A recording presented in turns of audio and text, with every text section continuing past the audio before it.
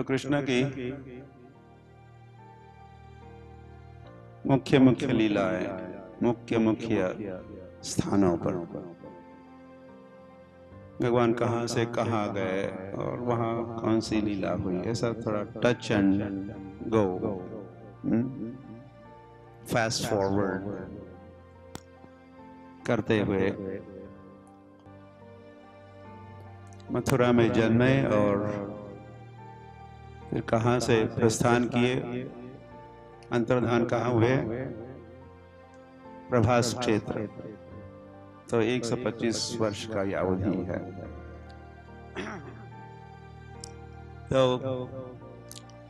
तो कृष्ण को पहुंचाए वसुदेव गोकुल में। बलराम तो वहां थे ही। तो गोकुल में कृष्ण और बलराम 3 वर्ष और 4 महीने रहे। और यह भगवान की वात्सल्य भाव भरी लीलाएं संपन्न होती है। अधिकतर वे यशोदा के साथ ही रहते घर में। नंद बाबा है, हरि हरि, गोकुल धाम के।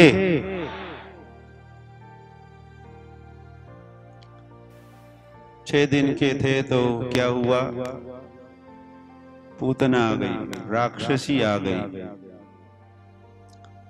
और उसका वध कर डाले। स्वाहा, आहुति चढ़ाई। परित्राणाय साधुनाम और विनाशाय च, तो दुष्टों का संहार प्रारंभ हुआ, शुभारंभ कहिए, पूतना के वध के साथ।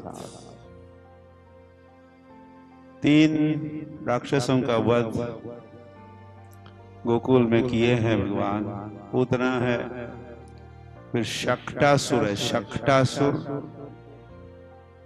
एक असुर शकट बन गया, छकड़ा छकड़ा, गाड़ी, बैलगाड़ी।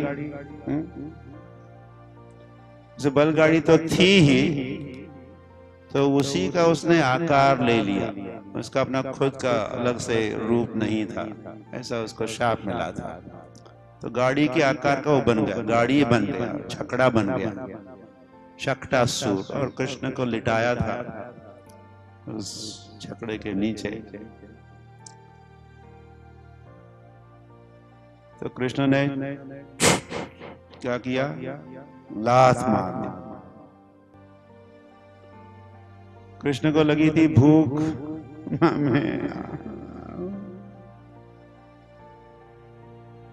तो मम्मी तो बिजी थी, यशोदा तो बिजी थी, कई सारे मेहमान अतिथि आए थे। उस दिन भगवान की एक लीला, क्या कहते हो उसका नाम, क्या, उत्थान। उत्थान, पलटी पलटी खाया। बालक पहले लेटता है ना, पीठ पर लेटता है, करवट बदलना, तो फिर पेट पर आ गया। बहुत बड़ी उपलब्धि कृष्ण के लिए।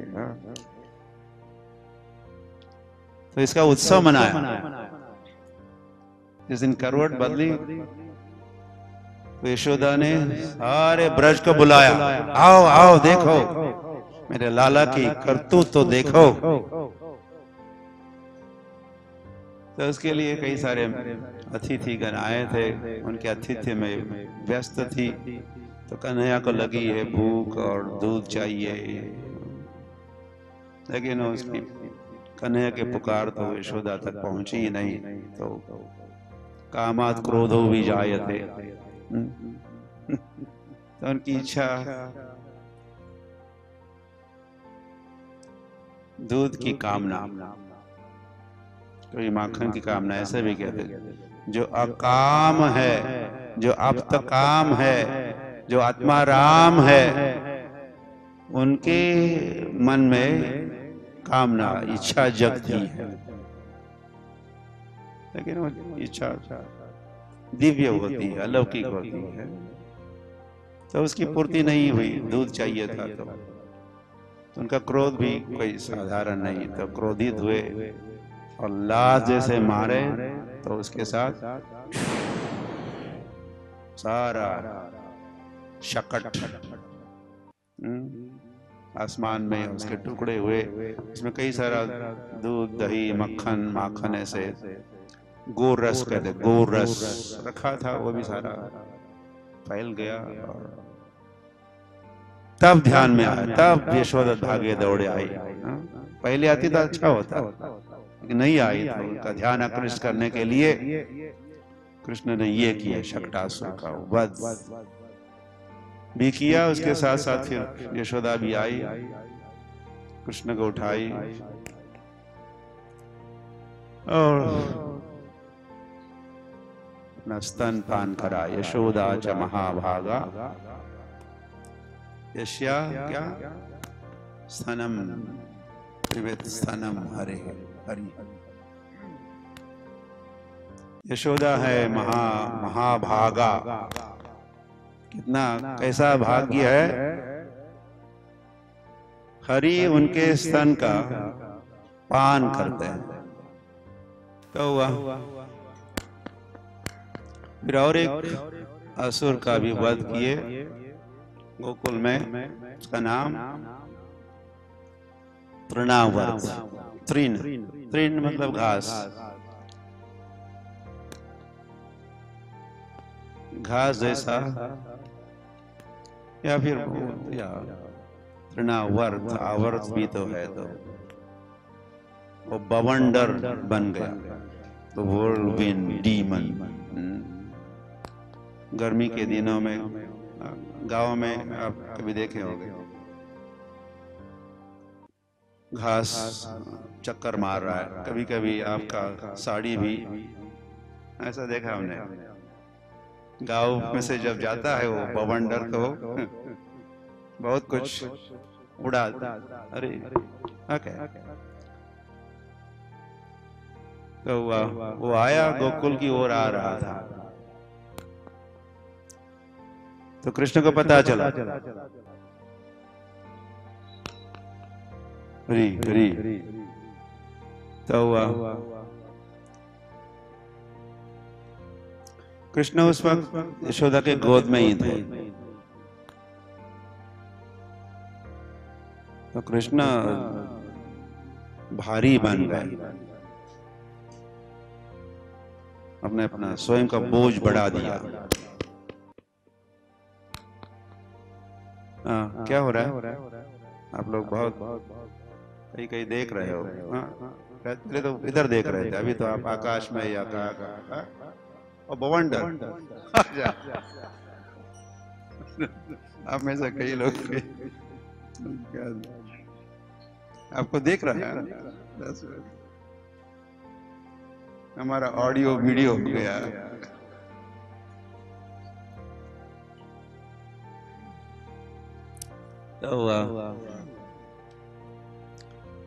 तो कृष्ण भारी हो गए, तो यशोदा ने क्या किया, उसको पटक दिया। कठिन था, इतना बोझ मानो कोई पर्वत बहुत भारी की गोद में। तो कृष्ण को हटा के नीचे लिटा दी।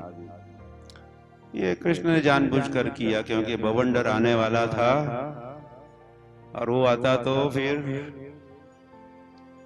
कृष्ण के साथ यशोदा को भी आसमान में उड़ा देता या ले जाता। तो कृष्ण नहीं चाहते थे, इसीलिए जानबूझकर कृष्ण ने स्वयं को यशोदा से अलग कर दिया।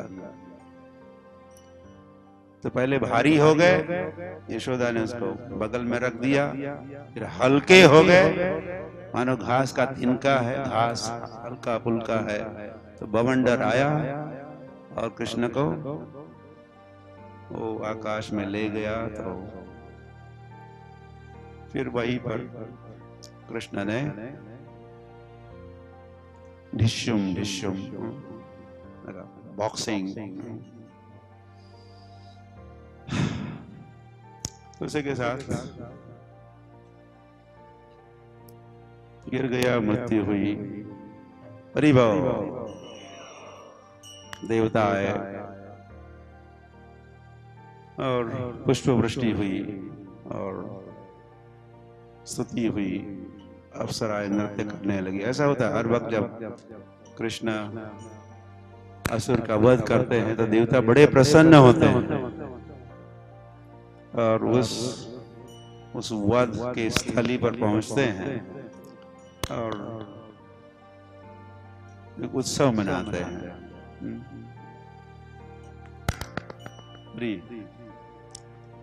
उन बेचारे असुरों की जान चली गई और देवता उत्सव मनाते हैं। चांगलं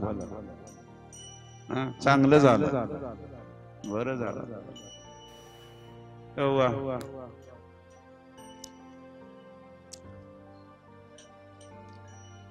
तो फिर कृष्ण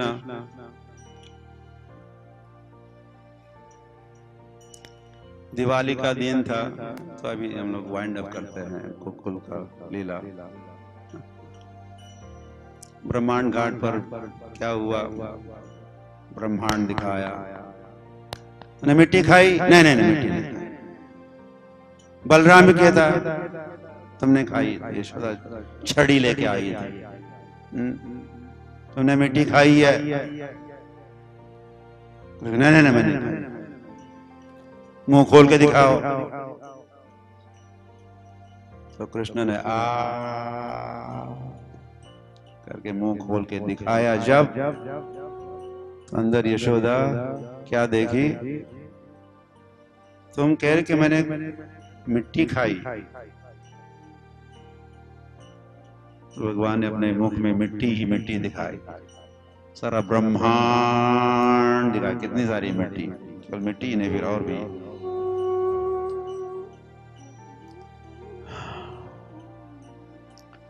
तो ये लीला ब्रह्मांड घाट पर हुई।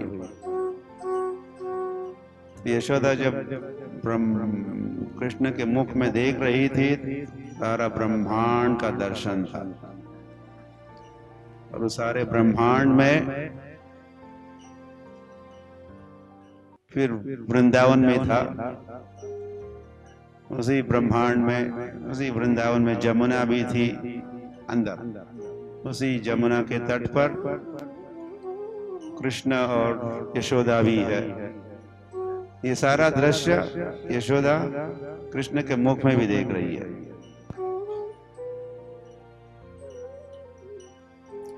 तो ये देख के तो यशोदा का सिर तो चक्कर खाने लगा। हरी हरी हरी।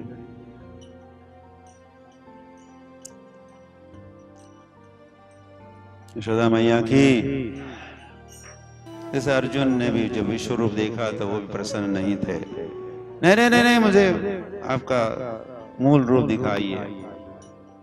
तो यशोदा तो प्रभावित नहीं हुई थी, वैसे भ्रमित ही हुई ऐसे वैभव के दर्शन से।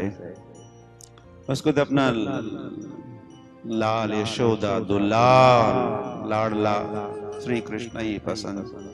ये विश्व रूप और ब्रह्मांड और ये ब्रह्मांड का स्वामी या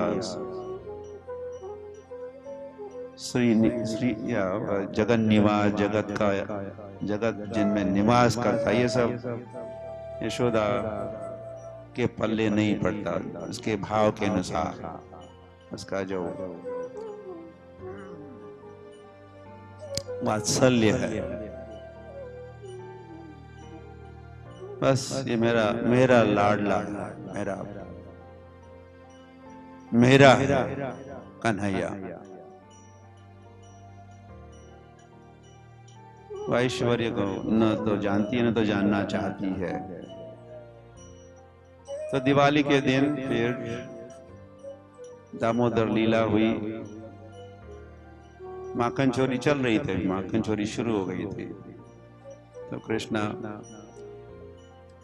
वात्सल्य लीला के साथ, वात्सल्य भाव के साथ साथ फिर सख्य भाव अपने सखा मित्रों के साथ अब खेलने लगे थे। और उस खेल खेल में माखन की चोरी ये भी खेल उनका चलता ही रहता था। हरी हरी।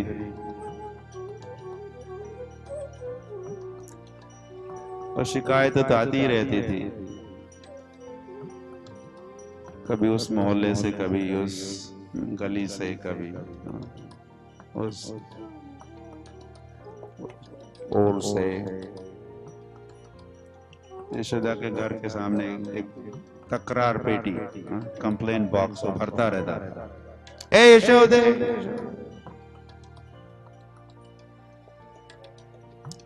लेकिन यशोदा नहीं मानती थी। मेरा लाला और तुम्हारे घर में क्यों चोरी करेगा? हमारे घर में 9 लाख गाय हैं, कितना सारा माखन तुम्हारे घर क्यों आएगा? और तुम कहती हो कि चोरी करता है तो कभी उसको पकड़ के ले आओ। माखन की चोरी करते हुए कन्हैया को पकड़ के ले आओ, रेड हैंडेड, व्हाइट हैंडेड। उसका हैंड जब सफेद है माखन से तो पकड़ के ले आओ, तो फिर मैं मानूंगी। तो फिर एक दिन प्रभावती नाम की गोपी ने कन्हैया को माखन चोरी करते हुए पकड़ लिया और कन्हैया को खींचती हुई नंद भवन की ओर ला रही थी। लाया भी और दूर से कहे, यशोदे, हाँ आई, कौन हो? तो प्रभावती बाहर से और यशोदा नंद भवन से बाहर आई और अंदर जा रही थी प्रभावती कृष्ण को खींचते हुए। तो वह तो प्रभावती प्रस्तुत करना चाहती थी व्हाइट हैंडेड, इसके हाथ में माखन लगा हुआ है, अभी भी ताजा ताजा माखन, उसके घर का माखन। देखो चोरी किया, ये देखो तुम्हारा। कन्हैया ऐसा कहते हुए इसको आगे ढकेला तो हुआ। यशोदा ने कहा, पगली कही की, ये तो तुम्हारा बेटा है। तो द्वार तक खींच के लाई तब तक तो कृष्ण ही थे, लेकिन जब अंदर गई नंद भवन में और प्रस्तुत किया तो झट से कन्हैया खूब हो प्रभावती के पुत्र जैसे बने। तो फिर आप कल्पना कर सकते हो, प्रभावती पहले तो सोच रहा, अब किसी ने पकड़ा था, मैंने पकड़ ला, चोर को पकड़ा मैंने, मेरा नाम होगा मथुरा टाइम्स अखबार में, मेरा फ्रंट पेज पर कृष्ण के पकड़े हुए इसकी तस्वीर शायद प्रकाशित होगी, ऐसा सोचती हुई आई थी। लेकिन जब कृष्ण ने ये सब खेल खेला, फिर घर की ओर जब लौट रही थी तो उसने सारा चेहरा ढक के जब जा रही थी तो रास्ते में कन्हैया आ गया रे, और उसने कहा, देखो इस समय तो तुम्हारा पुत्र बना मैं, नेक्स्ट टाइम तुम्हारा पति बनूंगा, बन सकता हूं, सावधान। तो फिर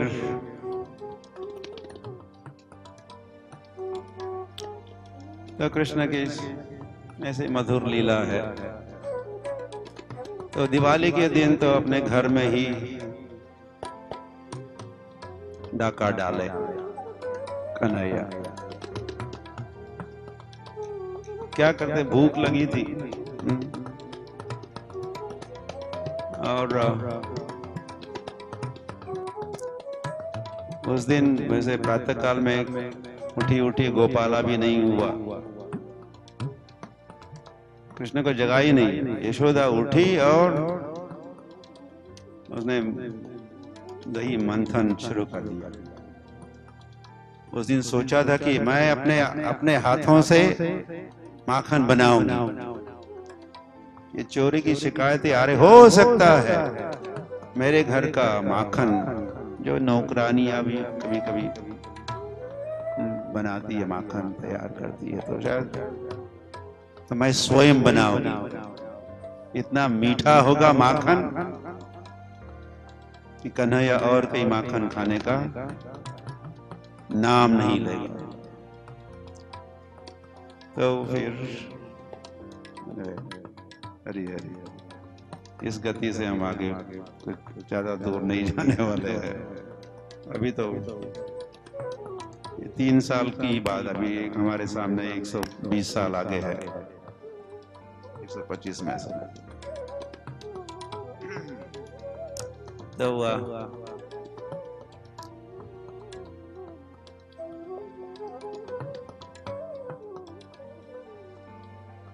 मटका ही फोड़े। पहले कृष्ण स्वयं ही जगह उठते हैं तो देखते यशोदा बिजी चल रही है, उसके पास कृष्ण के लिए समय नहीं है, जगाने के लिए नहीं आई। और जगते ही कृष्ण स्तनपान दुग्धपान किया करते थे। उनका नाश्ता पानी भी नहीं हुआ उस दिन प्रातः काल में। यशोदा तो घरेलू कामों में बिजी है। तो कन्हैया आए, देखा और उस मतनी को पकड़ लिए। उसके साथ यशोदा का सारा मंथन का कार्य ठप हो गया। फिर उठा लिया और दूध पिला रही थी। इतने में चूल्हे पर रखा हुआ दूध उफनने लगा। और दूध सोच रहा था, दूध ने सोचा था कि कन्हैया मुझे पिएंगे, लेकिन जो दूध ने देखा कि ये तो लगता है कि यशोदा के दूध से ही पेट भरने वाला है, अब हमारे जीने का कोई मतलब नहीं है, चलो हम आत्महत्या ही कर लेते हैं, ऐसा दूध ने सोचा। तो दूध कहाँ आत्महत्या करेगा, आग तो वही है। उस पात्र से बाहर ऊपर उफनना, फ्लोइंग और फ्लोइंग, और वो दूध अग्नि में प्रवेश करने की तैयारी में था। तो यशोदा को कुछ सुनाई दिया, किचन की ओर से। तो यशोदा ने वही कृष्ण को पटक दिया और दौड़ पड़ी। Anyway, I'll move faster. हरे कृष्ण। तो लौट के आती, देखती है तो सब माखन और छाछ सब फोड़ दिया। कृष्ण ने घड़ा ही फोड़ दिया और बगल के कमरे में गए, माखन खा रहे थे। तो यशोदा पीछे से आई छड़ी लेके। कृष्ण ने देखा यशोदा को तो घबराए, डरे हुए कृष्ण दौड़ने लगे। यशोदा पीछा कर रही है और पीछा करते करते अंत में तो पकड़ लिया और उखल के साथ बांध दिया और दोबारा अपने घर कार्य में व्यस्त हो गई। तो कन्हैया घर से बाहर आए और याद है हमने कहा था कुछ दिन पहले, वो नल कुंवर और मणिग्रीव कुबेर के 2 पुत्रों को शाप मिला था, लेकिन साथ साथ वरदान भी, तुम्हारा उद्धार करेंगे कन्हैया, उद्धार करेंगे तुम्हारा। तो नारद मुनि ने दिया हुआ ये शाप और वरदान कन्हैया को पता होता। तो उस दिन उन 2 वृक्षों का उद्धार करने का विचार किया और उन वृक्षों को उखाड़ दिए। कृष्ण दोनों वृक्षों के बीच में से आगे बढ़े, उनका उखल अटक गया और फिर अंततः उखाड़ दिए, गिर गए दोनों पेड़। और उसी समय नंद बाबा यशोदा सभी एकत्रित हुए। वैसे बैठक हुई, उपानंद भी थे, नंद बाबा के बड़े भ्राताश्री, वो 5 भाई, सबसे बड़े भाई उपानंद।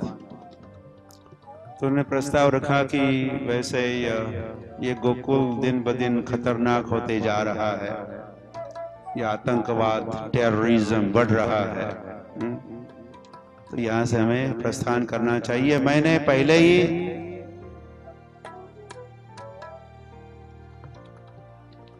कुछ होमवर्क किया है, मैं सारे ब्रज मंडल का भ्रमण करके आया हूँ। मैंने सोच के रखा है कि कहाँ हम स्थानांतरित कर सकते हैं, सारे गोकुलवासी जा सकते हैं। तो कौन कौन तैयार है वहां जाने के लिए? तो उन्होंने कहा कि हम वृंदावन जाएंगे। थे गोकुल, वृंदावन नाम का एक और वन है। गोकुल तो महावन कहलाता है। गोकुल महावन नामक 12 काननों में से एक वन, 12 वनों में से एक वन महावन में है गोकुल। वृंदावन नाम का एक अलग से वन है, तो वहां जाएंगे। तो सभी तैयार हुए और वहां स्थानांतरित हो गए वृंदावन धाम के। तो गोकुल से वृंदावन आए। तो वृंदावन में छठीकरा, छठीकरा का नाम सुने, देखे हो छठीकरा?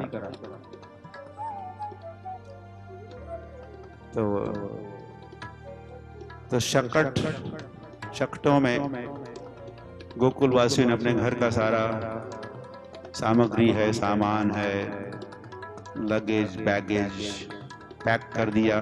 टेलीविजन सेट रख दिया, वॉशिंग मशीन,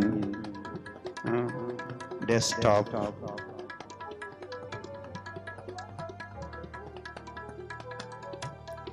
इसमें से कुछ भी नहीं रखना।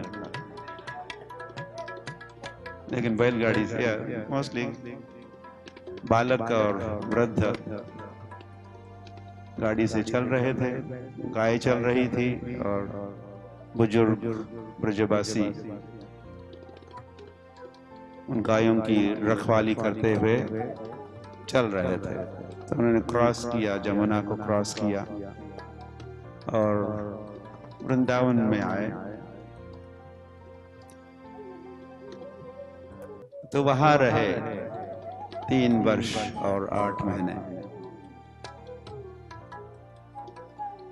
और वहां कई सारी लीलाएं, बकासुर और अघासुर और वत्सासुर, इन असुरों का वध भी वहां हुआ है। और वहां से अंततो गत्वा कृष्णा और फुल फैमिली, नंद बाबा, यशोदा, सारे गोकुलवासी इस शक्टावर्त से नंदग्राम जाते हैं। नंदग्राम धाम के, नंदग्राम देखे आप? नंदग्राम शिखर और पहाड़ पर रहे वहां, ताकि असुर वहां नहीं पहुंचेंगे, इस आशा के ऊपर शिखर पर रहे। और इतने में राधा रानी और उनके माता पिता और रावल गांव के सभी लोग भी, उन्होंने अपना गांव छोड़ा, रावल गांव, वे भी चकटावर्त के पास, छठीकरा के पास वे भी रहे कुछ वर्ष। और अंततो गत्वा वे पहुंच गए कहा? बरसाने वाली की जय, ऐसा कुछ लोग कहते हैं। उनको पता नहीं होता कि वो रावल की, वैसे रावल की पहले, बाद में बरसाने आके वो रहे। तो यहाँ पर भगवान की गोचारण लीला प्रारंभ होती है। पहले बछड़ों की बछड़े चारण या वत्सपाल बने। पहले वत्सपाल बनते हैं, छोटी छोटी गैया, छोटे छोटे ग्वाल, तो कृष्ण जब स्वयं ही छोटे थे तो छोटी छोटी गैया मतलब बछड़ों को लेके उनको उनकी रखवाली करते थे। बछड़ों की वत्सपाल जब थे तो एक दिन एक असुर बछड़ा बन गया और कृष्ण के और बछड़ों के बीच में वो भी घुस गया, एक वो भी बछड़ा बन के सभी के साथ चल रहा था। लेकिन कृष्ण ने नोट किया, अरे तुम बछड़े नहीं हो, ए असुर। तो कृष्ण जहां बछड़े जाते थे उनके पीछे पीछे जाने लगे और वो उस विशेष बछड़े का पीछा करने लगे और पीछे से उसके पैर पकड़ लिए, पूंछ पकड़ ली और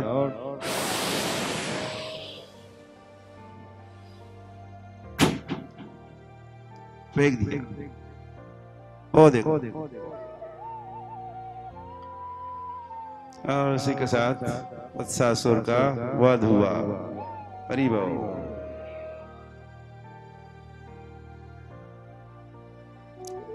फिर अघासुर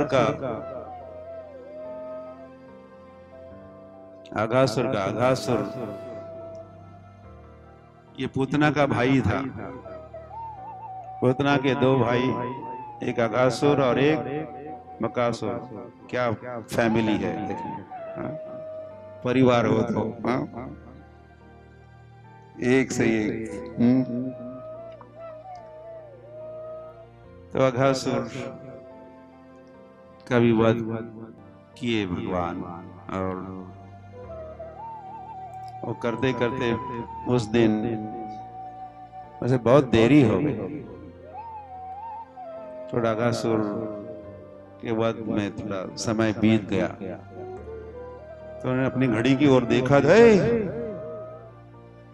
लंच टाइम। तो जमुना के तट पर वे बैठे अपने मित्रों के साथ।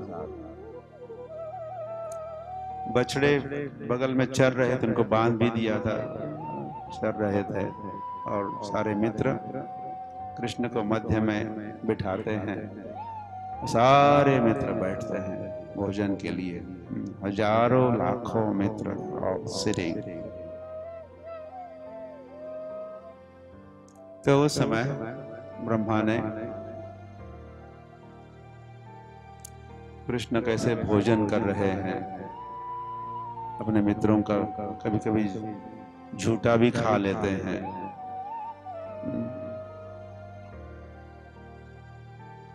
वह कोई ऑफरिंग नहीं करता, कहीं भोग नहीं चढ़ाता। ये ब्रह्मा ने देखा है, सीधे कृष्ण को खिलाते हैं। तो जिस प्रकार से उनके आदान प्रदान चल रहा है, खा रहे, खिला रहे हैं, तो ब्रह्मा को लगा ये भगवान थोड़े ऐसे भगवान थोड़े होते।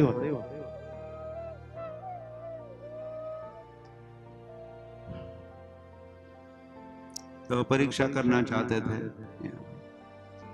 तो ब्रह्मा ने क्या किया, तो फिर जब भोजन कर रहे थे मित्र, तो बछड़े दूर चले गए। ऐसा उनको लगा, तो भोजन के बीच बीच में से मित्र उठ के, अरे लगता है मेरा बछड़ा कहाँ है। फिर दूसरा मित्र उठता है, ओए मेरा भी बछड़ा नहीं दिख रहा। और तीसरा उठता, मेरा भी नहीं है। तो कहने के देने मित्रों बैठ जाओ, बी सीटेड, मैं देख के आता हूं, मैं ढूंढ के ले आता हूं बछड़ा, आप आराम से भोजन करते रहो। तो मित्र भोजन करते रहे। तो कन्हैया गए बछड़ों को ढूंढने के लिए, खूब ढूंढा, बछड़े कहीं नहीं मिले।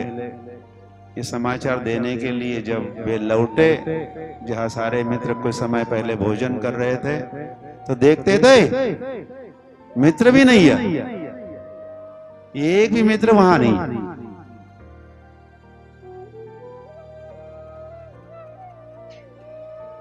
तो फिर कन्हैया ने सोचा ओ ये ओके ओके, ये ब्रह्मा की करतूत है। ब्रह्मा ने उनके मित्रों को, और पहले बछड़ों को और बाद में मित्रों को भी चोरी करके फिर ब्रह्मा लौटते हैं और फिर सब ब्रह्म विमोहन लीला संपन्न होती है। 1 साल भर के लिए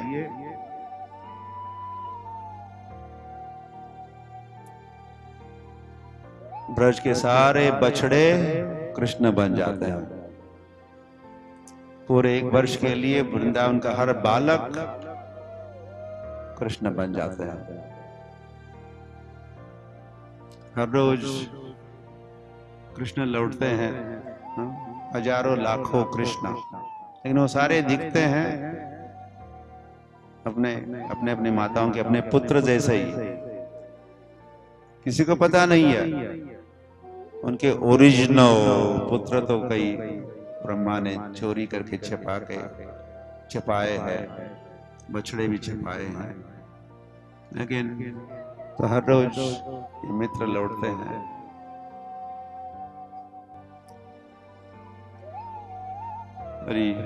वृंदावन की माताएं सोचा करती थी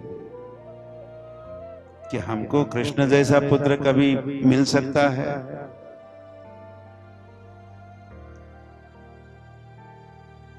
ऐसा उनका तीव्र इच्छा, कृष्ण जैसा पुत्र हो। और सारी गाय भी सोचती थी क्या हमें कृष्ण जैसा बछड़ा, या कभी होगा कि कृष्ण स्वयं आके गौशाला में हमारे थनों से सीधे दूध पिए। अभी तो दूध दोहन होता है, फिर उसको उबालते हैं, फिर प्याले में भर के यशोदा पिलाती है, तो कन्हैया पीते हैं अपने भवन में। कभी हमारे गौशाला में आके जैसे हमारे बछड़े पीते हैं, ऐसा कन्हैया कभी पी सकता है।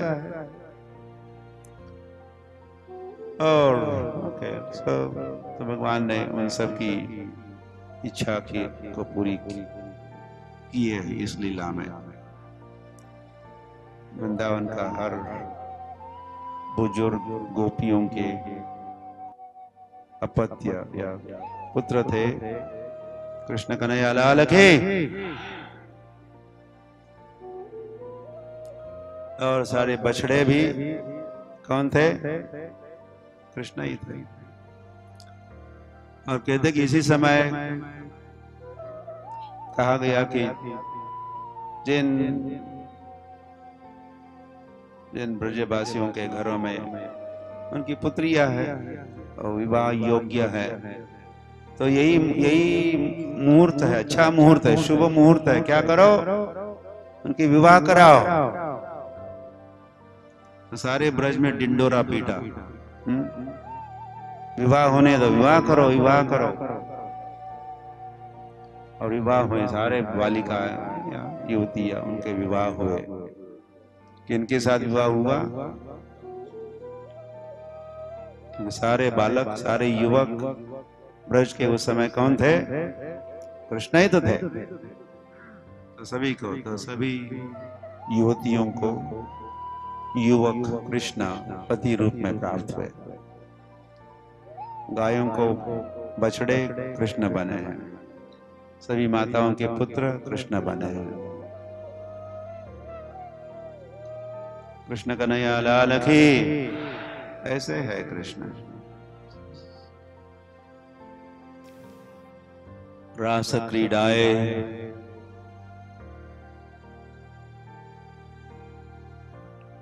हर रात्रि को रास क्रीड़ा तो सारी या वात्सल्य लीला चल रही, वात्सल्य भाव चल रहा है, सख्य भाव, मित्रों के साथ खूब खेलते हैं। कृष्ण जब जाते हैं वन में, गाय चराना तो बहाना है, वैसे जाते क्यों? खेलने के लिए जाते हैं। गाय चर रही है और कृष्ण खेल रहे हैं, कई प्रकार के खेल खेलते रहते हैं। कृष्ण कोई कूली नहीं है, कूली कूली कृष्ण खेलते हैं। It's all play, no work. ये भगवान होने चाहिए। एक विदेश की महिला आई और एक दिव्य प्रदर्शनी चल रही थी, तो अलग अलग देवताओं के और वे और उनके कार्यकलापों का प्रदर्शनी थी। तो देख रहे थे, ये देवता बिजी है, वायु देवता है, सूर्य देवता है, ये देवता है, वो देवता है, कोई वर्षा कर रहे, कोई क्या कर रहे, कोई क्या कर रहे, कोई क्या कर रहे। तो देखती देखती जब एक दृश्य देखा जिसमें वो खेल रहे थे, तो इस विदेश की महिला ने कहा, he must be God। बाकी सब तो they are working, they are all coolies, he is playing, ये खेल रहे, ये भगवान होने चाहिए।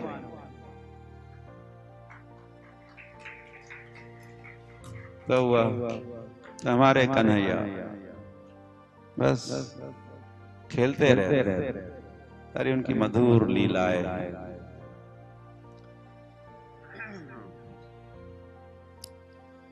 तो फिर अब तो ये जो 11 साल बीत गए, 10-11 वर्ष बीत गए, इतने समय से वैसे कंस अब तक उनको पता भी नहीं चला कहाँ है वो कृष्ण और बलराम। उसको दुर्गा देवी ने कहा, ए तुम्हारी हत्या करने वाला तो और कई है। तो तब से वो खोज रहा था, असुरों को भेज रहा था। उसके बाद बहुत बड़ा स्टॉक था असुरों का कंस के पास। लेकिन जो भी असुर जाते ही थे, लौटते नहीं थे। वन वे टिकट लेके जाते थे, कोई लौटा नहीं कोई। तो फिर नारद जी को बताना पड़ा। नारद जी ने आके बताया, वो जो है ना, वो नंद बाबा के जो पुत्र है ना, वही तो They are the ones। Devaki का 7वां पुत्र बलराम है, 8वां पुत्र श्री कृष्ण है। तो तुरंत ही अब मथुरा में बहुत बड़ा उत्सव होगा, धनुर्यज्ञ होगा और कुश्ती का जंगी मैदान, खेल होंगे। ऐसा उसने सारा प्रोग्राम बना दिया कंस ने, और कहा जाओ कृष्ण बलराम को ले आओ। वैसे उन्होंने शहर वगैरह देखा नहीं, तो मथुरा जाना है और उत्सव भी है तो जरूर आएंगे। तो अक्रूर गए और फिर कृष्ण बलराम को वे मथुरा ले आए। और जब कृष्ण बलराम को ले जा आ रहे थे वृंदावन से मथुरा, तो कुछ बुजुर्ग गोप और या बालक भी और बुजुर्ग गोप भी कृष्ण के साथ आए। उनको भी निमंत्रण भेजा था कंस, लेकिन गोपियां नहीं जा सकती थी। तो गोपियों ने उस अक्रूर के रथ को रोकने का खूब प्रयास किया। किसने तुम्हारा नाम अक्रूर रखा? तुम तो क्रूर हो, हमारे प्राण को तुम ले जा रहे हैं, इसी के साथ हमारी जान चली जाएगी।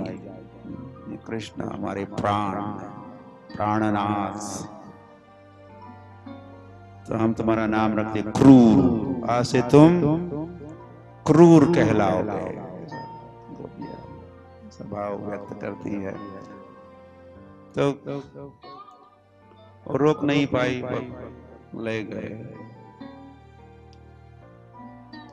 कृष्ण।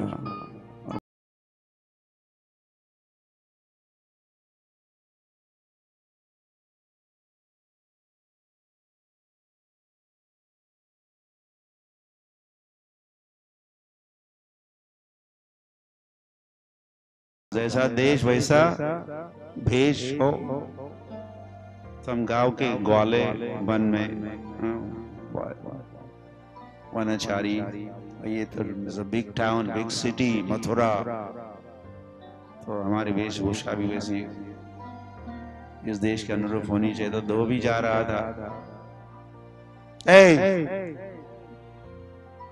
बड़े वस्त्र दे दो, खबरदार। धोबी ने कहा ये वस्त्र तो राजा के लिए है। तो कृष्ण ने एक नहीं मानी और अपने हाथ से मानो उनकी हाथ कुल्हाड़ी से काम की, वो सारा बंडल नीचे गिरा और नहीं रहा बेचारा।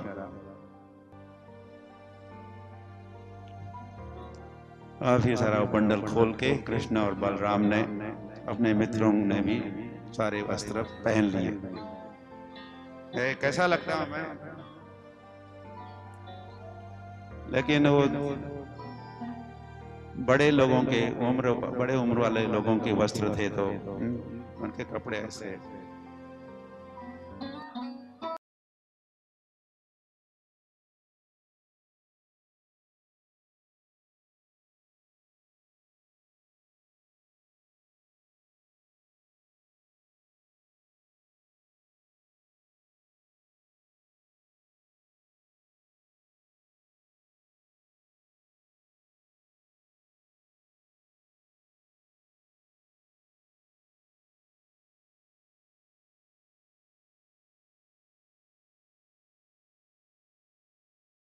जा रही थी, राजा के लिए चंदन घिस के हमें पहनाओ।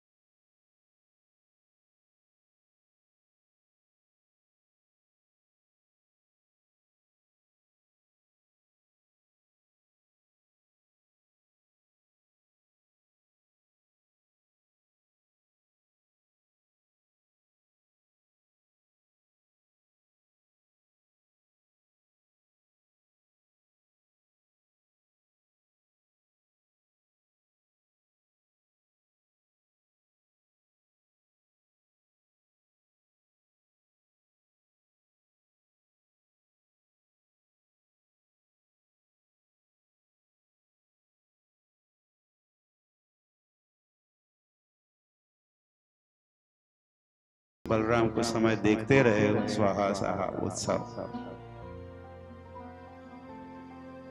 और फिर वो आगे बढ़े और धनुष उठाने का उनका प्रयास सफल हुआ ही। धनुष को उठाने के प्रयास में धनुष के 2 टुकड़े हो गए।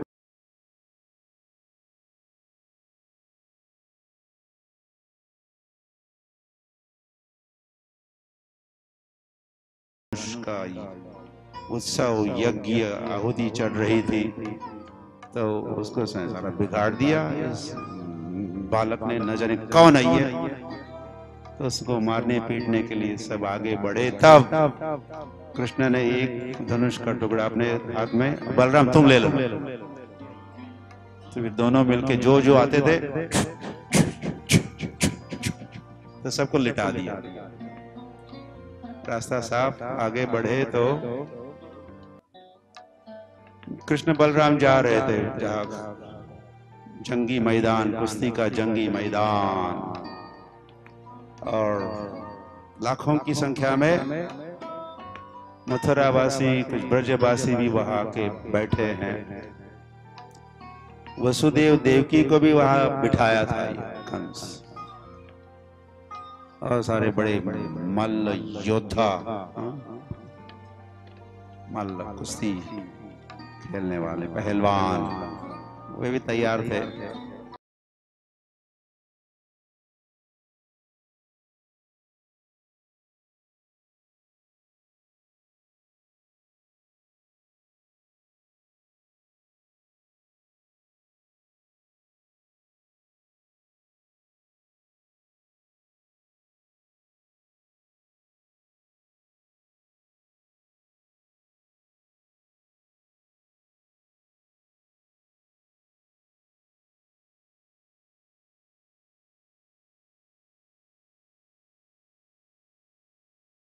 जब तोड़ दिया था तो उसकी झनकार या उसका आवाज कंस तक पहुंची तो समझ गया अब मेरी मृत्यु अब निकट है। लेकिन रास्ते में कुवलयापीड़ को खड़ा करके रखा था। पहले प्रयास करते हैं मल्ल युद्धों पहलवानों से मरवाने के पहले कृष्ण बलराम को मारना है, का वध करना है, खेल खेल में किसी को पता ही नहीं चले, ऐसा लीलया मल्ल लीलया ऐसा युक्ति बनाया था ताकि कोई उसको दोष नहीं दे सके। खेल रहे थे, युद्ध खेलते खेलते पहलवानों के बीच में कुश्ती हो रही थी, तो हमारा ऐसा कोई इंटेंशन ऐसा कुछ नहीं था, मर गए। लेकिन वहां के पहले कुवलयापीड़ के पैरों से ये टकराएंगे कुवलयापीड़ के साथ कृष्ण बलराम, और कुवलयापीड़ उनको जान लेगा ऐसा सोच के कुवलयापीड़ को वह खड़ा किया था। कुवलयापीड़ बहुत विशेष हाथी, बड़ा बलवान हाथी था। जब वो वन में था, किसी वन में या विंध्याचल की ओर, तो 1,00,000 हाथी और उस पर बैठे हुए माहौत गए थे उस कुवलयापीड़ को पकड़ने के लिए।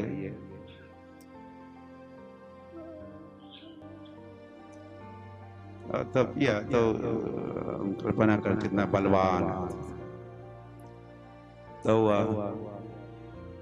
जब तो वो था आई थिंक तो हमारे कौन जरासंध। तो जरासंध की 2 पुत्रियां ख्याति और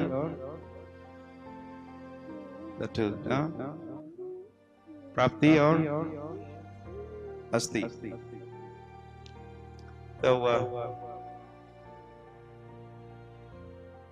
तो ये हाथी उन्होंने दहेज में दिया था डाउरी कंस को, तो उसका उपयोग करने वाले थे। लेकिन ये हाथी कुछ बिगाड़ नहीं सका कृष्ण बलराम का,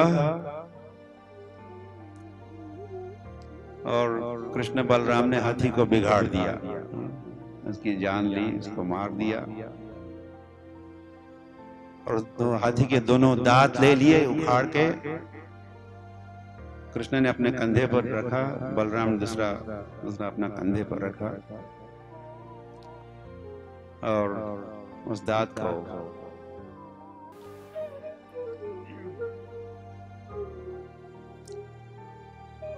तो कृष्ण के साथ हमारा योग लिंक संबंध स्थापित होता है। संबंध, फिर अभिधेय, प्रयोजन, संबंध स्थापित हुआ तो फिर हरि हरि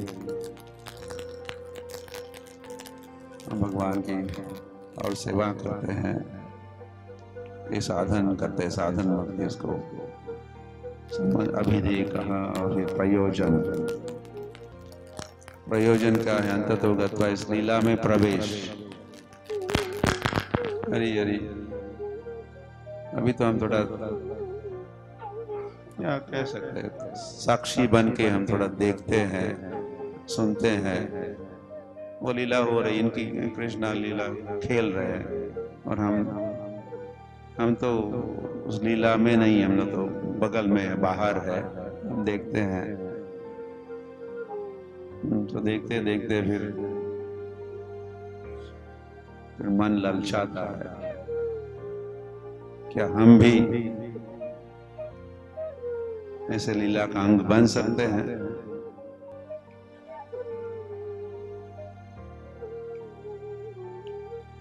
तो हाँ हाँ, फिर पहले इन लीलाओं में श्रद्धा होती है, तो श्रद्धा श्रवण करते करते करते जार करने प्रवेशिला हृदय निर्मल भेलोतार, हृदय निर्मल हुआ, अनर्थों से हम मुक्त हुए।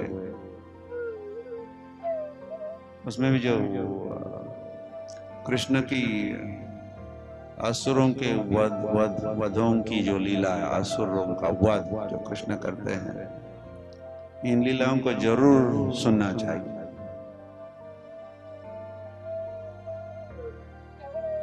तो भक्ति विनोद ठाकुर, क्या कृष्ण, क्या नाम उस ग्रंथ का, इसमें वे समझाते हैं कौन सा राक्षस असुर कौन से अनर्थ का प्रतिनिधित्व करता है,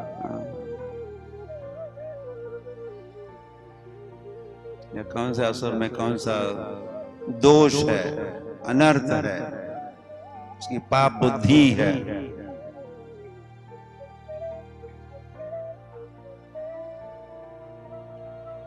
हरि हरि। तो उस कृष्ण की या उस असुर के वध की लीला को जब हम सुनते हैं तो वही अवगुण, दुर्गुण, अनर्थ, पाप बुद्धि हमें भी है, तो उस कृष्ण के किए हुए उस असुर के वध के लीला के श्रवण से हमें जो अवगुण दुर्गुण है,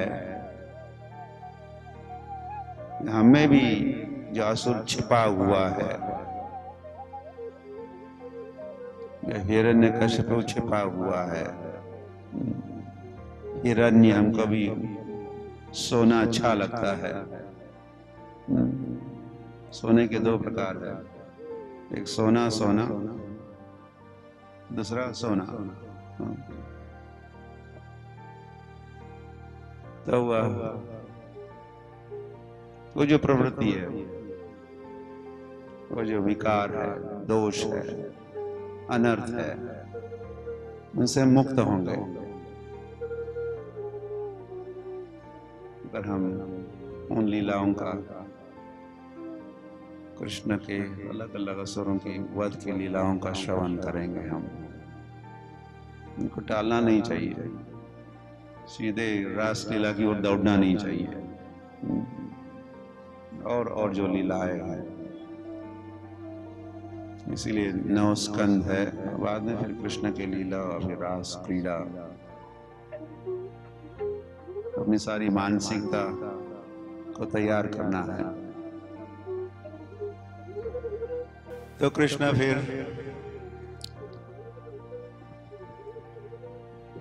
कंस का वध कर ही दिए।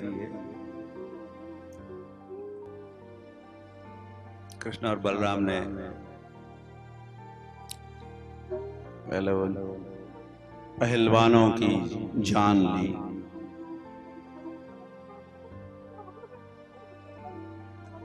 और फिर नेक्स्ट कंस की ओर मुड़े कृष्ण, और सिंहासन पर बैठा था कंस, नीचे घसीट लिए, मंच पर लाए। उसे कुछ ज्यादा कुछ करना नहीं पड़ा, झट से मर गया।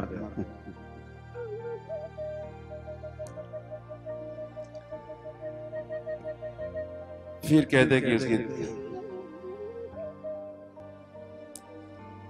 मथुरा के नगरी में कृष्ण उसको घसीट के दिखा रहे थे, कंस मामा की,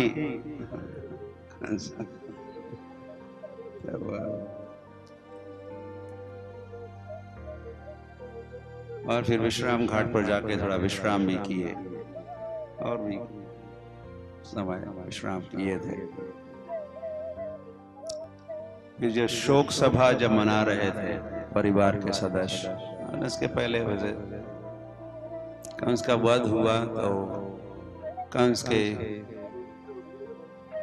और भाई कंक इत्यादि, आई थिंक 8-9 ऐसे भाई थे, वे आए तो बलराम ने उनको लिटा दिया एक एक करके। ऐसे दोनों भाई ने बंटवारा किया अपनी सेवा का, मैं कंस को संभालता हूं, तुम भाइयों को संभालना। बलराम ने भाइयों को संभाला। तो फिर शोक सभा हो रही थी। क्या पुण्य पुण्य क्या है, पुण्य स्मरण अभ्यास।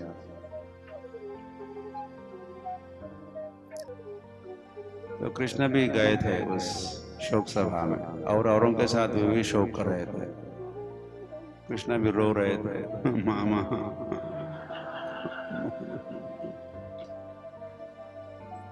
कृष्ण वर्णन आता है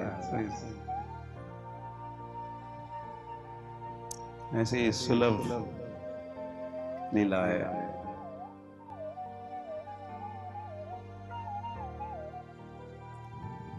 खेले तो फिर वसुदेव देवकी के साथ कृष्ण बलराम का की मुलाकात, मिलन हुआ। बलराम को तो पहले कभी मिले ही नहीं थे। आपने सुना, एक गर्भ से दूसरे गर्भ में बलराम स्थानांतरित हुए थे, तो से बलराम तो पहली बार मिल रहे थे वसुदेव देवकी को, और कृष्ण से मिले थे क्या, थोड़ी मुलाकात हुई थी, कृष्ण को देखा, थोड़ी प्रार्थना हुई, थोड़ा कुछ संवाद हुआ, और रातों रात कृष्ण को वसुदेव ले गए थे गोकुल। तो 10-11 वर्षों के उपरांत वसुदेव और देवकी अपने अपत्य कृष्ण बलराम से मिले।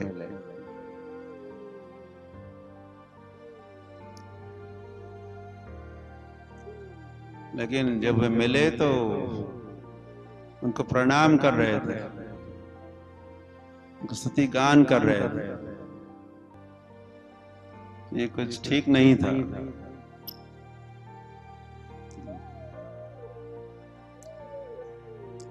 ये थोड़ा होता है, ये मथुरा का भाव थोड़ा ऐसा है, उसमें ऐश्वर्य है। वृंदावन के वात्सल्य में माधुर्य है, मथुरा के वात्सल्य में भी थोड़ा ऐश्वर्य है। तो धीरे धीरे योग माया में वसुदेव देवकी के मन में परिवर्तन लाके फिर अपने अपत्य पुत्र के रूप में उनका स्वीकार किए हैं।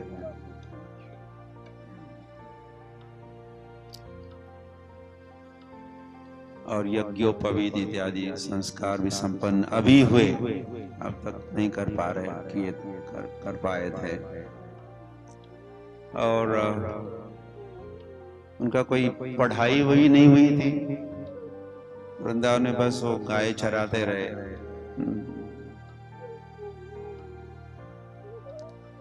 तो उनको उनका विद्यारंभ या विद्यार्जन के लिए कृष्ण बलराम को अवंतीपुर भेजे, पेरेंट्स ने भेज दिया फॉर हायर एजुकेशन। हायर क्या, प्राइमरी कुछ एजुकेशन ही नहीं हुआ था। तो आजकल का जो उज्जैन है, क्षिप्रा नदी के तट पर उज्जैन अवंतीपुर में सांदीपनी मुनि वहाँ का गुरु को चलाते थे, कुल गुरु थे वे। वैसे जिनका पुत्र मधुमंगल पद्मंगल का नाम सुने हो? कृष्ण का बड़ा ही प्यारा मित्र, बड़ा विनोदी मित्र, ब्राह्मण मित्र। ये सांदीपनी मुनि का पुत्र कृष्ण के साथ वृंदावन में रहता था। और सांदीपनी मुनि की माताश्री वृंदावन में कौन सी भूमिका निभा रही थी? हाँ, पता नहीं। जो सभी ब्रजवासियों की गुरु के रूप में भगवे वस्त्र भी पहनती है, पौर्णमासी। वृंदावन की पौर्णमासी सांदीपनी मुनि की माताश्री। तो ऐसे सांदीपनी मुनि के गुरुकुल में कृष्ण और बलराम वहाँ के विद्यार्थी बने, ब्रह्मचारी। कृष्ण ब्रह्मचारी और बलराम ब्रह्मचारी। तो उनका विद्या अध्ययन प्रारंभ हुआ और हर रोज एक आर्ट, साइंस, कला, शास्त्र पढ़ाते थे सांदीपनी मुनि। और दिन के अंत तक उसमें प्रवीण कुशल होते और सर्टिफिकेट मिलता उनको। तो 64 डेज में 64 में आर्ट, साइंस, कला सीखे। तो उस समय भी बहुत सी लीलाएं वहां भी हुई है। Krishna for first time Vrindavan से दूर,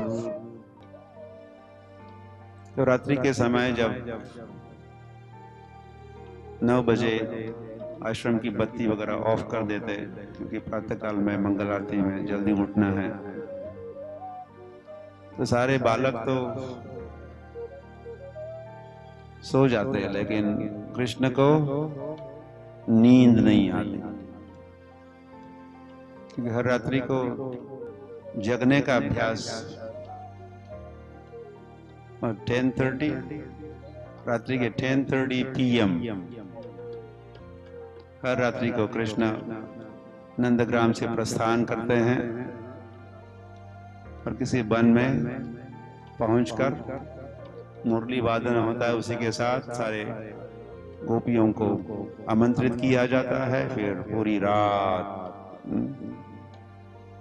3:30 AM तक, 3:30 प्रातः काल के ब्रह्म मुहूर्त के भी थोड़े पहले के समय तक उनकी सारी राधा माधव कुंज विहारी और कई सारी लीलाएं, वन विहार और जल क्रीड़ा, रास क्रीड़ा। तो इसके लिए वो जगने वाले श्री कृष्ण को नींद नहीं आती। तो कृष्ण और बलराम जैसे रूममेट्स एक ही कमरे में रहते थे। तो बलराम समय समय पर उठ के देखते, सो जाओ,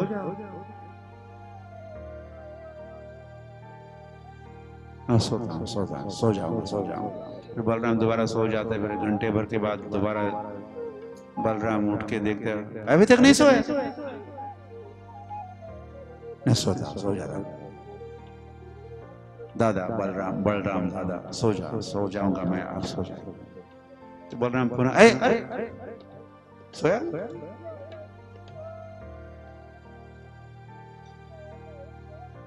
तो कहते मुझे याद आती है कि इनकी गोपियों की याद। अरे तुम ब्रह्मचारी, कल शिकायत करूंगा।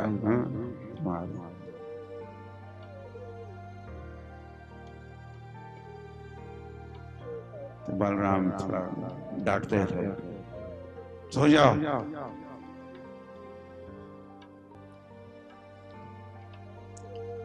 तो सारे मित्रों के साथ, मित्र विद्यार्थी और जो सांदीपनी मुनि आश्रम में जो भी थे, माधुकरी के लिए भेजा भेजा जाता था उन बालकों को, विद्यार्थियों को।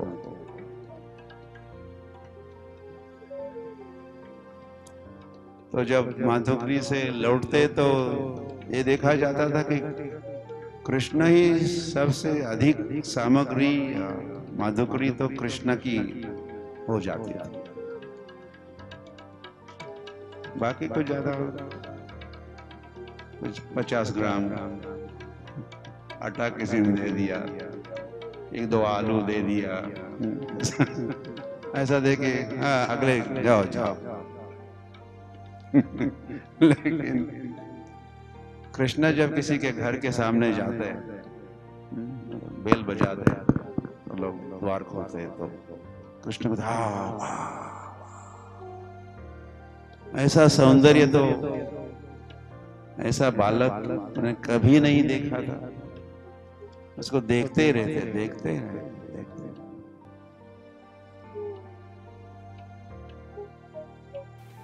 और उसके सेवा में समर्पित करते।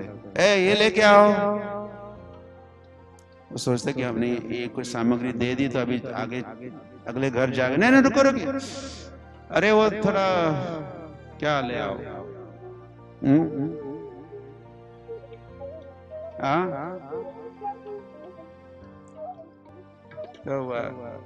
तो बहुत समय के लिए अपने अपने घरों के सामने रोका करते थे।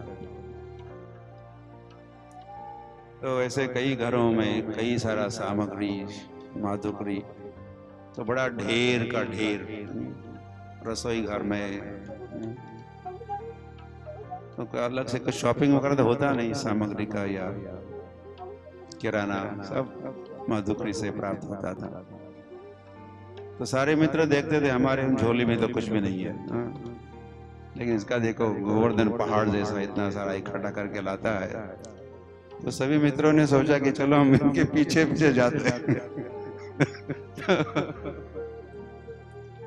तो जो भी गृहस्थ कृष्ण को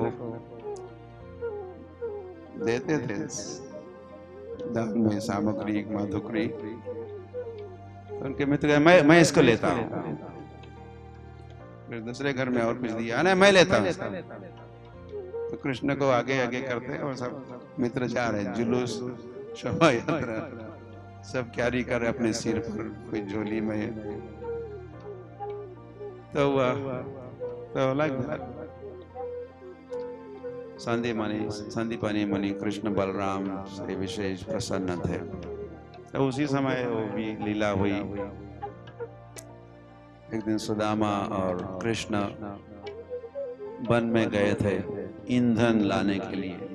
लकड़ी चाहिए रसोई घर के लिए। घरोघरी माथी चचोली, चूल्हे हुआ करते थे, गैस वगैरह नहीं था, नेचुरल। जैसे जगन्नाथपुरी में भी सारा जगन्नाथ का भोग जो है किस पर बनता है,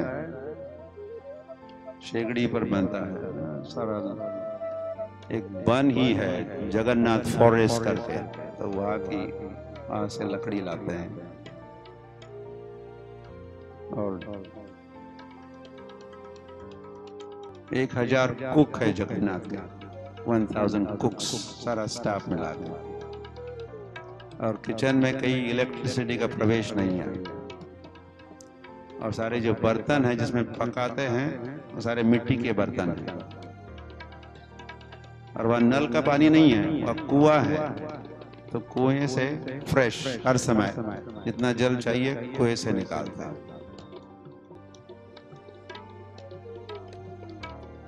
और पकाते हैं। तो संदीपानी मुनि आश्रम में भी ऐसी रसोई बनती, तो लकड़ी चाहिए। तो कृष्ण सुदामा के साथ गए और लकड़ी इकट्ठे कर ही रहे थे, इतने में स्टॉर्म, जैसे यहाँ चल रहा था स्टॉर्म कुछ लास्ट वीक भारतवर्ष में, कहीं नॉर्थ इंडिया, कहीं यहाँ कहीं वहाँ। तो ऐसा स्टॉर्म, ऐसी आंधी तूफान, 160 ऐसा वारा आणि काय सांगता सोय नाही। तो हुआ कृष्ण जब लकड़ी इकट्ठे कर ही रहे थे तो बीच में ही आंधी तूफान शुरू हो गई।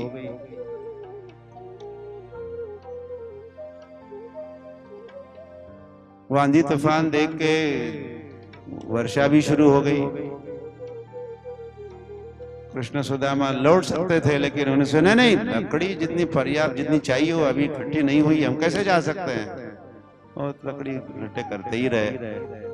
तो फिर धीरे धीरे अंधेरा भी हो गया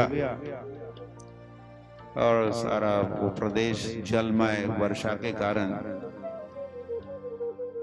तो वहां जंगल से निकलने का कोई प्रश्न ही नहीं था, वही रहे। ये दो अपने विद्यार्थी सांदीपानी मुनि के लिए ये बालक तो अपने अपने पुत्र जैसे और सारा ट्रेनिंग वगैरह दे रहे बढ़िया से। गुरु गुरु को गुरु गुरु थे उन बच्चों के, गुरु थे, एक आदर्श थे। ब्रह्मचारी गुरुकुले वसंतांतो गुरोर्हितम।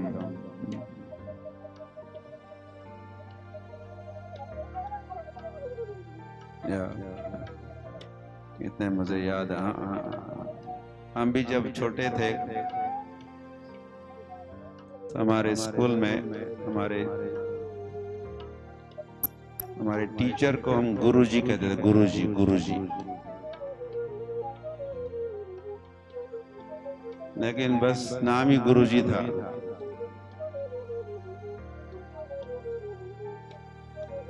तो हम उनको गुरुजी गुरुजी कहते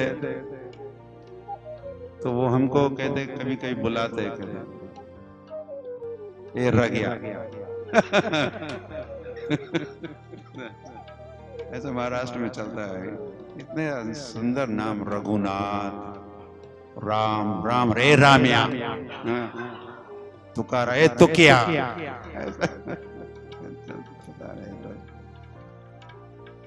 तो हमको बुलाते होते, बीड़ी लेके आओ। हम उनको गुरुजी गुरुजी कहते हैं और फिर वो बीड़ी लेके आए।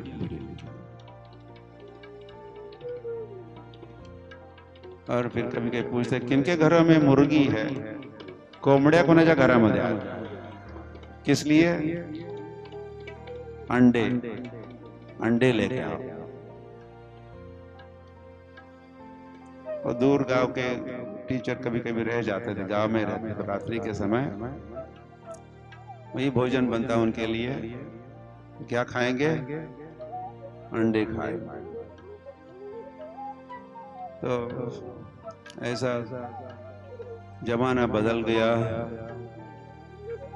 कली काल आया। कलौ सत्व हरम पुंसाम। कलौ कलयुग में सत्व, सात्विकता, अच्छाई, चांगुलपना राहिला नहीं। नो मोर गुडनेस। कलौ शूद्र संभव, ऐसा भी है ही। कलयुग में होंगे शूद्र। शूद्र मतलब कौन सा गुण? तमोगुण। तमोगुण का प्राधान्य इस युग में। तो इसीलिए कोई प्राचीन काल के जो गुरुकुल और ब्रह्मचारी आश्रम, ये तो नामों, इसका कोई नामो निशान नहीं। अभी थोड़ा ये हरे कृष्ण आंदोलन में अंतरराष्ट्रीय श्री कृष्ण भावनामृत संघ में श्री प्रभुपाद वर्णाश्रम धर्म की स्थापना हेतु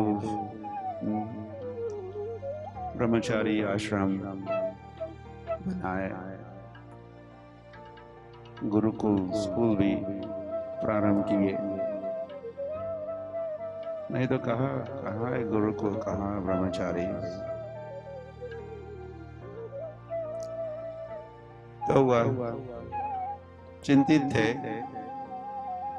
सांदीपानी मुनि कि दो विद्यार्थी लौटे नहीं, दो बालक लौटे नहीं, हुआ क्या। तो बड़े तड़के भोर में ही प्रातः काल में लालटेन लेके खोजने गए दोनों बालकों को। हे कृष्णा, और से पुकार, और थोड़ा आगे, कृष्णा।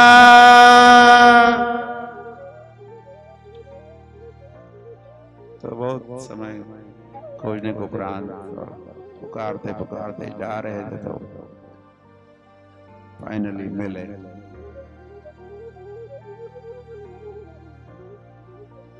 क्यों नहीं लौटे? कैसे लौट सकते थे?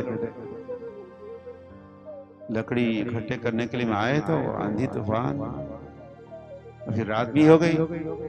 लकड़ी इकट्ठा करना तो कार्य तो पूरा नहीं हुआ था। तो वह इन दोनों बालकों से संदीपानी मुनि बहुत ही प्रसन्न थे और कृष्ण का आशीर्वाद दिए, तुम जो भी कहोगे, तुम्हारे मुख से जो भी वचन निकलेंगे वेदवाणी होगी।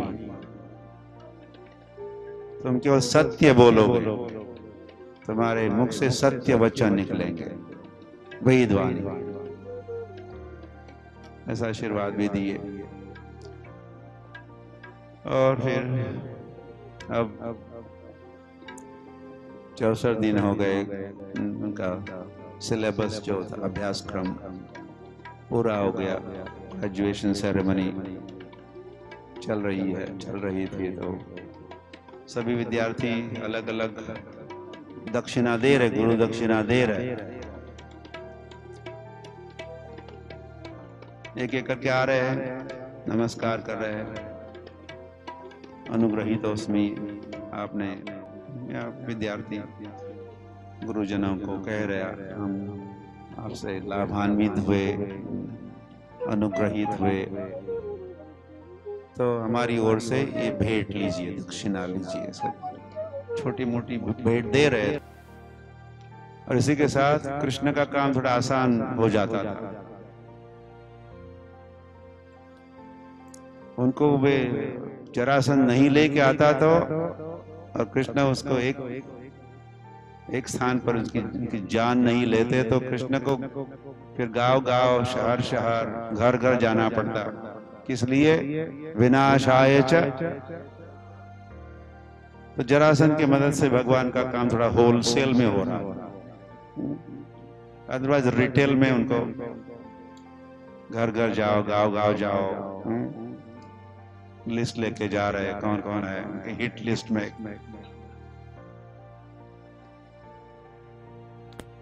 तो इस प्रकार वैसे जरासंध ने कृष्ण की सहायता की। कृष्ण की जो लीला है, विनाशाय च दुष्कृतम, दुष्कृताम की जो लीला है, उसमें से एक प्रकार से सहायता ही की। तो 18वीं बार जब आया तो कृष्ण ने सोचा ये तो क्या रूटीन चल रहा है, बोरिंग, हर साल वही। तो उन्होंने कोई ज्यादा इंटरेस्ट नहीं दिखाई। और इतने में ऐसा ही हुआ था कि रुक्मिणी उनका याद कर रही थी, उनके विवाह के कुछ प्रस्ताव। तो कृष्ण, बलराम मथुरा को, और उसके पहले और कई सारे घटनाक्रम तो है। तो अभी 18वीं बार जब जरासंध को आना था, उसी समय और एक काल यवन, काल यवन, काल यवन तो हुआ। तो वो बहुत बड़ी सेना लेके आने वाला था। तो कृष्ण ने सोचा कि अब हमारे मथुरा वासियों का क्या होगा, बड़ी इमरजेंसी। तो कृष्ण ने सारे मथुरा वासियों को स्थानांतरित किया। रातों रात द्वारिका में द्वारका नगरी की स्थापना हुई, सारे आवास निवास की व्यवस्था हुई और सारे द्वारका वासियों को वहां पहुंचा के कृष्ण बलराम लौट भी आए और फिर क्या हुआ, काल यवन की कालिया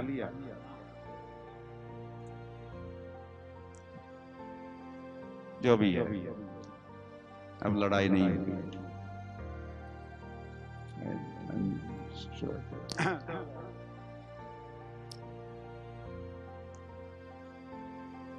तो ये तो यवन था, शूद्र था काल यवन। वो जब लड़ने के लिए आया, वैसे वो नारद मुनि से मिला था, मैं लड़ाई करना चाहता हूं, किसके साथ लड़ूं ताकि मेरा नाम हो। तो नारद मुनि ने सुझाव दिया, तुम कृष्ण के पास जाओ, कृष्ण के साथ लड़ोगे, उनको जीतोगे, हराओगे तो तुम्हारा नाम होगा। तो क्या एड्रेस है? तो नारद मुनि एड्रेस लिख के दिए, ऐसे ऐसे नगर में जाओ। तो कृष्ण ने देखा काल यवन आ रहा है, तो कृष्ण उसे दूर भागने लगे। वो पीछा कर रहा है, उसको लग रहा है अभी अभी पकड़ूंगा, अभी पकड़ूंगा कृष्ण को, लेकिन पकड़ नहीं पाया। कृष्ण कुछ दूरी बनाए रखे उस काल यवन से, और दौड़ाते दौड़ाते, स्वयं दौड़ रहे, उसको पीछे दौड़ा रहे हैं। दौड़ाते दौड़ाते कहाँ गए? एक गुफा में गए जहां मुचुकुंद विश्राम कर रहे थे।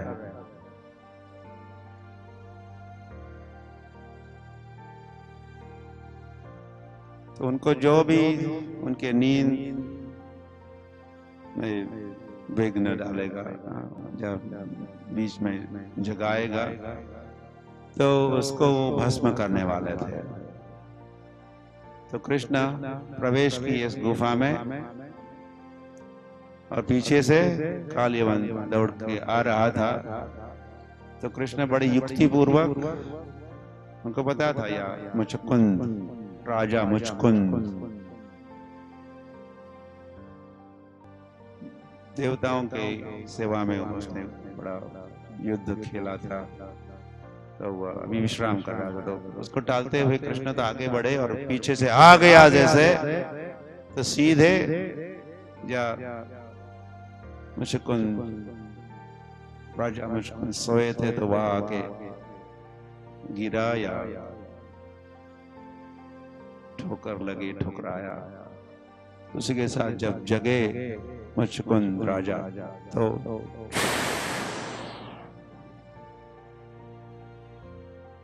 उसको राख बना दिया, फिनिश्ड। तो इस प्रकार कृष्ण उसको मरवाए, मुचकुंद राजा से मरवाए, स्वयं से। और फिर इसके बाद फिर जरासंध हर वर्ष की भांति 23 अक्षोहिणी डिवीजन सेना लेके आया। लेकिन इस वक्त कृष्ण और बलराम मथुरा से दूर जाने लगे, द्वारिका की ओर। तो जरासंध को लगा कि डरपोक कहीं का, रन छोड़, रन छोड़। शायद भूल गया 17 बार क्या किया था इस कृष्ण ने, 17 बार।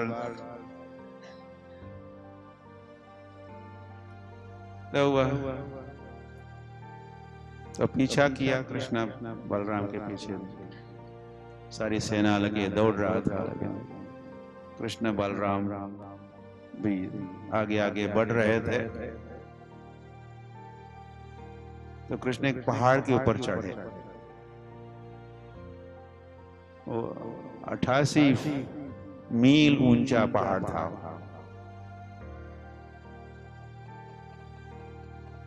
तो जरासंध को पता था कि इसमें अभी एक घुसे हैं, चढ़े हैं, तो खोजने का प्रयास किया लेकिन नहीं मिला। कृष्ण बलराम नहीं मिले तो क्या करो फिर, उसको आग लगाई उन्होंने। तो फॉरेस्ट ऑन फायर, आग ही आग, सारा जंगल, सारा फॉरेस्ट जल रहा है। तो उन्होंने सोचा कि अभी मर गए कृष्ण बलराम, अब जल गए, मर गए। लेकिन ऐसा कुछ होता तो नहीं। कृष्ण बलराम वही अब उस पहाड़ के शिखर से कूदे नीचे खाई में, और वहां से द्वारका की ओर प्रस्थान किया। तो अच्छा हुआ कृष्ण बलराम आ गए, तो उन्होंने द्वारिका में उनका स्वागत हुआ। रणछोड़ राय अखी, तो रणछोड़ राय, अच्छा हुआ आपने रण छोड़ा, इसीलिए आपसे अभी मुलाकात हो रही है, आपका दर्शन हो रहा है, तो उनकी आरती उतारे और भव्य दिव्य स्वागत हुआ द्वारिका में। और फिर अब Krishna rest of his life वही रहेंगे, द्वारका को अपना बेस बनाएंगे। द्वारिका गुजरात में है ऐसा कहते हैं, लेकिन ऐसा कहना वैसा अपराध है, क्योंकि ये धाम किसी देश में या प्रदेश में नहीं होते। तो भी गुजरात के लोग, कृष्ण बहुत समय द्वारिका में रहे, तो द्वारका, इसीलिए कहते हैं कि कृष्णा इज गुजराती। कृष्ण कौन है? गुजराती, लेकिन कृष्ण का कोई संबंध नहीं है। फिर महाराष्ट्र के लोग कह सकते हैं रुक्मिणी महाराष्ट्रियन, लेकिन ऐसा भी नहीं है। तो हुआ फिर वहाँ काफी सारी लीलाएं संपन्न होने वाली है। द्वारिका धाम की, द्वारकाधीश की, रुक्मिणी द्वारकाधीश की जय, विठ्ठल रुक्मिणी की जय। गौर प्रेम।